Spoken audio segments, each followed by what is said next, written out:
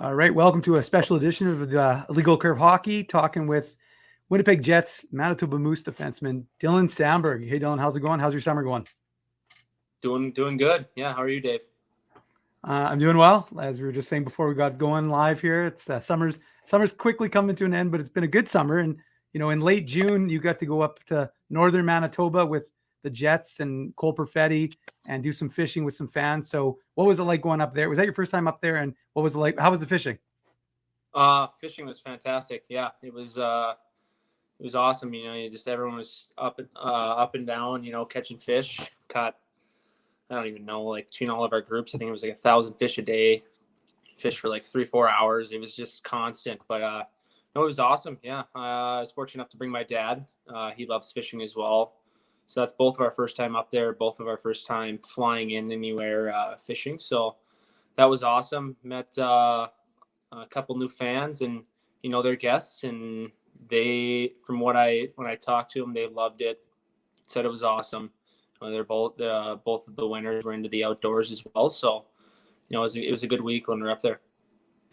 What's it like for you to be able to like interact with fans? Because really, especially with big COVID here 2 years ago and still limited interaction this year, was it like to be able to get the chance to sit on a boat, interact, talk with them, and have it sort of a different experience than what we've seen in the last couple of years? Yeah, it was nice to interact with the fans. I haven't been able to do that a lot over the past couple of years with COVID and everything. So no, it was nice to just have a nice normal conversation with somebody and talked a little bit of hockey, talked about other stuff, and it was nice to share that experience with someone else. So last summer, I remember we had you on the show with the end of season Moose wrap up, and we talked about you going up fishing in Lake of the Woods with your dad. I know your mom was upset because she wasn't included in that list, but have you gotten up to any good fishing back home in Minnesota? Funny you bring that up, actually. My mom, my dad, and I just got back from Lake of the Woods. She made the trip this time. Yeah. Okay. Yeah, she loved it. So we went up there Friday night and just got back Tuesday afternoon here. So went up there for a few days. Did really well with fishing. We caught a lot of good eaters. Kept a lot of fish and ate a lot of fish while we were up there. And I didn't catch too many big fish, but my dad got me on that one, which was fine. I was more of the guide, but no, it was awesome. It's always good to get up to Lake of the Woods. And what was the biggest one your dad caught? So he caught 27.5-inch walleye and 326-inch walleye. And he also caught a couple northerns, like one that was like 33 and about 37, 38. So he did well. Yeah. Well, I could talk about fishing all day because I love fishing, but this is about hockey, I think. So, just looking back at to the season and the start of it, of course, brutal start for you, of course, because you had the high ankle sprain on day one. We won't say who did it to you, but I was there and I saw it. But how was it in terms of like how did that impact your mentality? Because you had a lot of excitement getting into that season, then of course to suffer that on day one of camp. Definitely tough. You work all summer just to get to that point and have a good showing at training camp, get your name out there and, first day, last minutes of the first day. And, something like that happens. It's unfortunate, but, at the end of the day, there's nothing really you can really do about it. And the staff and the guys around me are awesome and, picking me up and just saying, look at the positives out of it and whatnot. And, just make sure that you really focus on getting that healthy and coming back stronger than you were before. So.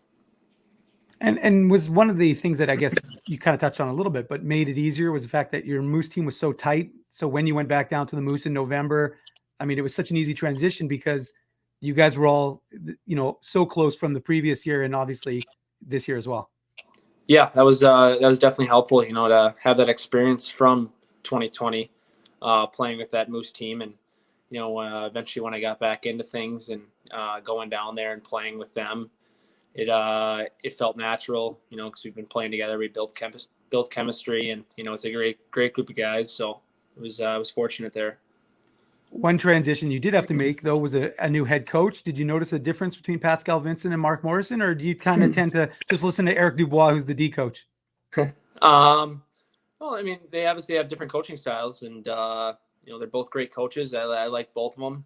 Very helpful, and they want you to succeed, and they want to make you better, which is great. And it goes all the way down the board, and with Dubois and Marty, and we have a great coaching staff there, from up to down. So that's really helpful, and it's something that you look forward to, because that's an important part of how you really progress, is the people around you. So good to have them. Well, and you mentioned Marty, and Marty Johnston, of course, is going to be on the Jets bench this year. So how exciting for you? We oftentimes we focus on players being, developed in the AHL, but coaches as well. And so how excited are you to see Marty get that opportunity with the Winnipeg Jets? Oh, it's awesome. He's worked for it for sure. And it's good to see his hard work paying off. And he got a short stint there last year with the Jets as well. And, I think this will be good for him, to get some more experience, eventually moving up. That's what he wants to do. So I'm excited for it. I'm excited to get up there and see everyone as well. Well, one guy you see a lot of is Johnny Kovacevic. I think in the 64 games, you've played at least 95% of them paired up with him. So from your perspective, and I asked him this question when I spoke to him a few weeks back, why does your pairing work so well? I feel like both of us we just keep it simple. And, if one guy is trying to get up in the rush, I feel like we both have that defensive mind where, we understand and recognize that, oh, he's jumping up in the rush. This is my time to stay back, cover for him if he needs it. So I think that's really helpful with us as a pair. And I feel like we have pretty similar games as well. So it's a little bit easier to understand what Johnny's next move is, or for him, what my next move is. So. And one of the benefits you guys have, some people see it as an impediment because there's so many good young players, especially defensemen, right? You've got Declan, you've got Leon, you've got yourself, you've got Johnny, you've got Ville. So there's a lot of and Simon, of course, who's a young prospect who's coming up now. So there's a lot of you guys, and some people could say, well, that's, competition brings out the best, but there could be benefits from what you learn, right? There's certain elements of your game that maybe Declan doesn't have or Leon doesn't have. They can learn from you. Are there things from, Ville's game or Declan's game that you're pulling into your game that maybe you didn't do 2 years ago? Oh yeah, absolutely. I mean, you learn from the people around you, and I was never really too much of an offensive minded defenseman. Still not my game. I know my game is more defensively sound and focusing on that, but there's little things that you can pay attention in practice, even like after practice when we're working on things, and, what they do with their footwork, or, where they're positioning their body when they're walking across the blue line or whatnot, and, how they handle the puck, and, just looking at little things like that, and maybe trying to implement a few things, but not too much into your game can be really helpful. So you've had a lot of experience and a lot of success, of course, at the NCAA level, especially in playoffs style. But of course, it's a little different because in the NCAA, it's one-offs versus rounds. Here you came to the pros. There was a lot of excitement with this Moose team because there was a lot of expectation. You guys fought back. You obviously ultimately fell a little bit short against Milwaukee, but having now had some time to reflect on it, what was the benefit that you gained from playoff hockey at the pro level? It's definitely different, and it's difficult. You gotta, it's completely different playoff style from NCAA, where you're playing a new team. If you go on, you play a new team every single time, and you have a new game plan. You still have new game plans when you're playing the same team over and over again throughout a series, but you kind of understand tendencies of players and, what they plan to do off faceoffs and whatnot. But, it's definitely different. And it was obviously unfortunate. We had high expectations for ourselves as well. And, it just didn't end up working out. But, I think that's a good team. And I think, I think we'd have a really good shot down the road. And hopefully eventually sometime down the road, maybe we get another chance at something like that. So. Although I'd imagine you guys are probably a little bit we're a little sick of Milwaukee. I know you didn't play all the games in the regular season, but 17 games total between regular season and playoffs. So it's a little, you say you only play them so often. That was a lot of games against one team, huh? Yeah, that's a little different as well. You're playing a lot, especially in the COVID year. We had the same thing where you play the same team 4 times in a row, and it's just it is what it is, and you just gotta learn and start focusing on. I mean, not too much, but focus on what other people are, other players' tendencies are, other teams' tendencies are, and make sure you're ready to play. So. Well, the AHL is a developmental league, and of course, you're always looking to get that call up. So, what was it like for you now? Again, reflecting back, that you got your first call. What was it like when you finally got that call? Who made the call to you, and what was it like when you got that call? Coach Lowry called me. It was obviously really awesome. We were out in Detroit. Just ended up getting there. He ended up calling me the night before the game, so which was nice because I was fortunate enough to be able to call my parents and have them be able to plan a flight out here and get out here. And it was really, really awesome. That's all you work for, that your whole entire life to get up to that point. And when you finally get your opportunity and get your chance, it's I don't even know how to explain it, but it's just kind of mind numbing. And you just got to go out there and play and enjoy it. And I was fortunate enough to experience that with Declan Chisholm there, and that was his first game as well. He didn't obviously have the amount of time that I did to prepare for it. He had a short window there, but his family is up there in Ontario, which is too far from Detroit, so they were able to make it down, which was awesome for him as well. And it's not like you went from playing in front of no fans during the COVID year, then limited capacity, and you made your debut in front of almost 17,000. So, and Detroit's a fun city, the old Joel Louis Arena, now Little Caesars Arena. I haven't been to that one yet, but apparently spectacular. So what was that like, playing in front of 17,000 fans? It was obviously really cool. I mean, in the moment, you kind of you got the horse blinders on, and you're not focusing on everything's going on around you. You're just kind of focusing on what you need to do, what you need to get done, and focus on your game. But eventually looking back on it now, it's really awesome. And I was fortunate enough to be able to play in a good arena, a nice brand new arena. So that was awesome as well. And the guys were helpful on the first day. Making sure I don't be too nervous, just like any other game we played, and that was helpful as well. Does it help to have a guy like Neal Pionk, who obviously from the same town as you? Does that make it a little bit easier in terms of that mentality of guy who's going to, I mean, the whole team's helpful anyways, but here's a guy who you've kind of grown up with, who's going to kind of even take you under his wing and make sure your debut goes smoothly? Absolutely. It was very helpful, especially being a defenseman. I talked to a lot of defensemen about it, and Neal is someone I can always lean on, which is great. And we've had a connection from when we were little kids, and I know all of his brothers and his family, so that was really helpful to have somebody there that I know he went through a lot of the same stuff I did to get to that point. So he's had that experience, and he shed it off on me, which was great. How many of your friends or your family, did you have any friends who were able to make it to the game? How many people in total ended up coming to Detroit? So it was my parents came, my girlfriend was there.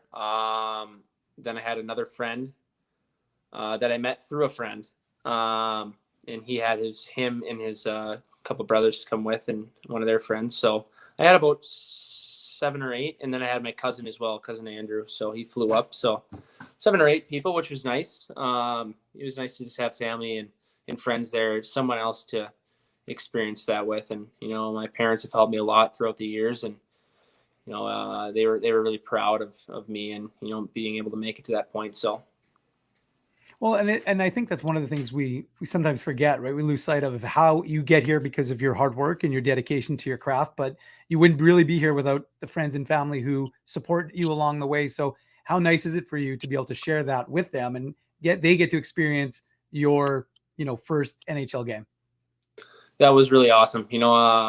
Obviously, with the COVID year, you didn't have any fans, so that would have been tough to be in that situation to play your first game and not have your friends or family be able to come watch you in person. And so I was fortunate enough to that all that was passed, and I fortunate enough to have really good friends and family, especially my parents. They push me and they make sure that I'm the best me, and I can't thank them enough. So. Are you the kind of guy who keeps mementos? Do you keep, your first NHL jersey? Do you keep? I mean, I know you picked up an assist on your first NHL game. So do you keep the pucks? Anything like that from significant games? Not necessarily just NHL, but specifically also from your NHL debut. Yeah, I keep all the stuff. I mostly bring it home. My mom is into the scrapbooking and all that stuff, hanging stuff, and putting pucks in a certain place on a little plaque. So I bring a lot of that stuff home, and then she kind of puts it out and displays it. So that's more of a her thing. I'm not big into the memento stuff. Cool to look back on, and eventually when I come back home and see all that stuff, then the memories start churning, and you're like, okay, that was a cool moment. So it's good to have that stuff around. Well, and one game is good, but once you start to get to a roll, I think you played 6, and then you obviously had an injury, and then you played another 9 later in the season. So, what does that do for your confidence to play 15 games at the NHL level? And not only did you play them, but you succeeded, and had a lot of people kind of focused on you as a regular member of the Winnipeg Jets. Well, I mean, it builds your confidence. You're playing at the highest level, so that's something that you always work for, and to get to that moment. And I was fortunate enough to do well and have good people around me that helped me, and that built my confidence. And I was fortunate enough to also be along good great partners, and all the defensive core was always helping me, and making sure what I needed to do in certain situations, and just pulling for me, which was awesome. And that definitely helps your confidence, and you're looking to not only play 15 games, but a lot more games. So hoping to keep that going forward. So reflecting back on those 15, is there any one moment that stands out? Maybe not necessarily from your NHL debut, because that's probably the key moment, but is there any other moment that really stood out for you in the 15 that you played? Well, it was pretty cool to play a lot of those teams, like Pittsburgh with Crosby, and Washington with Ovechkin. As you grow up watching those guys all the time, and when you step on the ice and you actually see them in person for the first time, up close and personal, it's kind of takes your breath away, and you're like, oh my gosh, this is crazy. But probably, I ended up making a turnover on the play, but when I pickpocketed Ovechkin, that was pretty cool. It's definitely definitely a cool moment. So, and I guess that's also a bit of a once it kind of the shine wire wears off, right? Like once you realize like Crosby is just like you, he's a hockey player. Like his name, he's got Stanley Cups. Ovechkin the same. But does that kind of change it now? It makes it a little bit easier. Obviously, the game's still difficult, but you know what it's like to go up against Sidney Crosby. You know what it's like to get against Alex Ovechkin. Yeah, it's before you get out there, you're there on this high pedestal, and you're like, oh my gosh, and you're all scared and whatnot. And then once you get into the game, you're like, okay, they're good players, but we're playing in the same league here. So, you just got to stop focusing on that. It's a cool moment, but kind of put it to the side, and, it's something you can reflect on later, but in the moment, just focus on playing the game. And any off ice moments that were notable, something that you're like, okay, well, I'm in the NHL. This is a different feeling than when I'm in the AHL. Yeah, it was. There's staff's great. Both the Moose and the Jets, which is really helpful, and you see more fans kind of coming to the, I guess, hotel or whatnot. So you see a little bit more of that. You're going to cool cities as well. You're around a lot of high end players, which is awesome. So I don't know, as far as the off ice goes, it's obviously really cool. And then, you just try and take all of it in, especially as your first time. But no, I mean, it was awesome on the ice and off the ice. And, I'm hoping to keep that moving forward. Well, then let's get into that. What area have you focused on this summer in terms of really trying to improve on? For me, mainly speed. It's something I've been always trying to focus on. For a bigger guy, to make sure I get a quick start going. Quick on pucks, especially getting back to pucks. Guys are a lot quicker up in the NHL, so and you got to make quicker decisions. So, having that first quick step can give you that extra little split second of time to make a decision and make a good play. So that's one aspect that I've been focusing on. And so how do you go about that? Do you hire a skating coach? Is it something that you can do in the weight room? What is the sort of mentality of trying to improve your skating to that degree? Yep. I've been doing power skating over the years, but this summer I've been focusing on in the weight room mainly with balance and quickness and agility and that stuff. And that's helped me on the ice as well, and which is awesome. And this doesn't take much, but you can just focus on little things before or after. Whether it be 5 minutes, 15 minutes, just little things that can help you progress over time. So do you have a lot of contact with the Jets, the Moose training staff during the summers? Do they reach out to you? Do they talk to you? Or is it more like you're left to your own devices? You'll meet up with other guys from Minnesota who skate and that sort of thing? If a lot of the times it's, they know what you need to, or they know that you know what you need to do. So if you reach out, they'll help you. Absolutely. They'll drop anything they're doing and help you, which is great. But if you have been going to the same person or been doing, going to this location for a long time, you can still ask and they'll help you with workouts, but you know what you need to do. So it's good to have the help if needed. But they reach out throughout the summer just to check in, see how you're doing, which is nice. It's nice to have that. And one of the things you have down in Minnesota is the Beauty League, and there seems to be a lot of focus. It has a lot of fun. I saw a fight happening in there one of the games the other day. It was a little unexpected, but what benefits are there to you to playing in that league during the summer? It was it was nice. It was my first experience there. Didn't really know what to expect. Lots of fans come to it too, which is awesome. It's 4-on-4 full ice, so it's not like a game type situation, but there are some game type situations within the game. And it's awesome because you get to play around good players, you get to play with good players, watch them, see how they play, see how they they handle certain situations. So it's definitely a benefit. And our team didn't make the playoffs in the Beauty League, but it was a good experience, and I was grateful for it. Now, is Nate Schmidt hawking Shortside the entire time, and did he hook you up with any merch or stick tape? I should get on Schmitty about that. No, he didn't hook me up with any merchandise, but he's got some tape rolling around that if you ask, he'll give it to you. Yeah, he loves his company Shortside, that's for sure. He does like Shortside. We've talked to him. I've done two chats with him, and both times been in a lot of Shortside talk. But hey, if you're passionate about it, why not? Exactly. So Dylan, what's the mentality heading into training camp? Like, do you focus on yourself and forget about all the, because there's a lot of guys on the left side, and you can kind of get lost in terms of like focusing on that. So just try and like put that out of your mind and focus on what you're doing to make it almost impossible for the Jets to try and send you down because of what you're able to do and how you're able to kind of impress.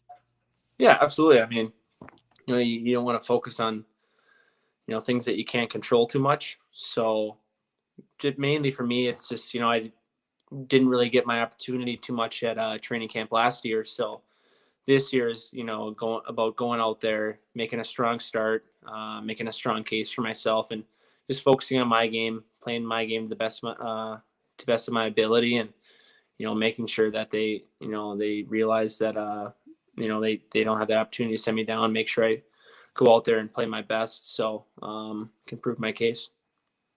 And have you had a chance to talk to any of the new coaches? I mean, obviously I know you know Marty, but like, have you had a chance to talk to Rick Bowness or any of his staff?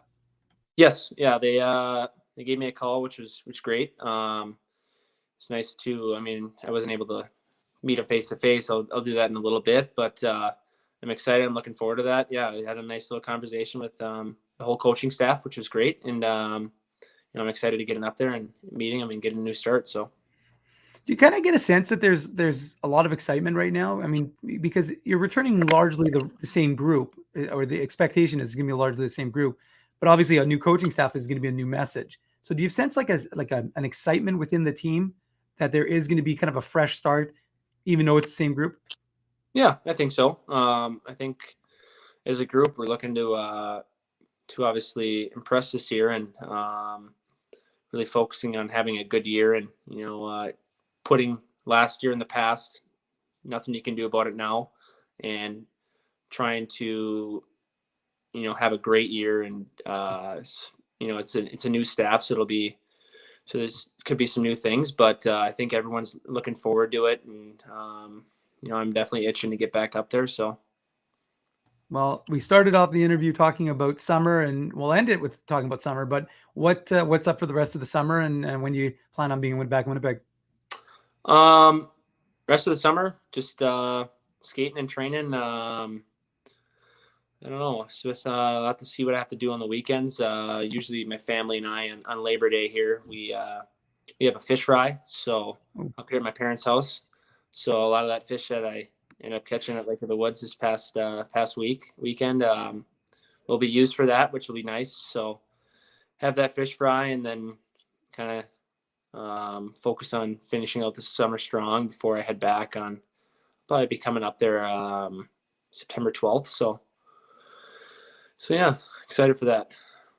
So basically, what you're saying is to all the fans in Winnipeg, there's going to be a fish fry at the Samberg household, and everybody's invited. Yeah. I don't know how much fish we got. Everyone might get one piece of fish, but yeah, no, it's an exciting time. It's especially with the fish fry. It's kind of our last chance to see my family, and before I take off. So everyone's always excited for that time of the year, and I mean, it's obviously a sad time.